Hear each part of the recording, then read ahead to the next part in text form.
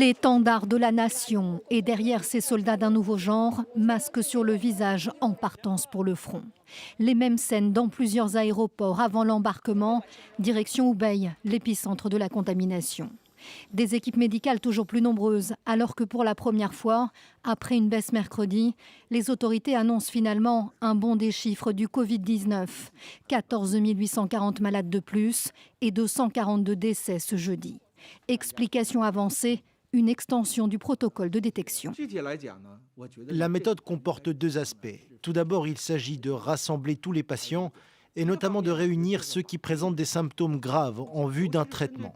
Ensuite, nous les enverrons vers les établissements sanitaires les plus adaptés où ils suivront ce traitement.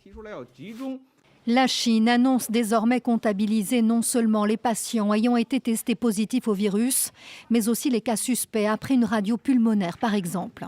Un changement d'approche, mais des chiffres qui tranchent avec l'optimisme du président chinois, se félicitant mercredi d'une évolution positive de l'épidémie.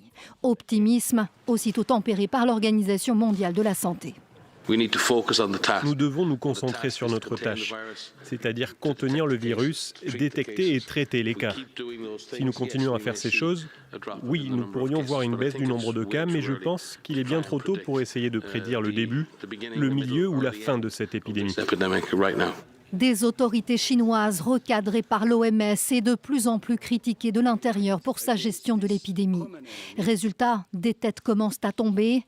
Renvoyer le numéro 1 du parti pour la région du Hubei, mais aussi ici à l'image, Ma Guoqiang, responsable de la ville de Wuhan. Il avait avoué fin janvier avoir tardé à réagir face à l'apparition du virus.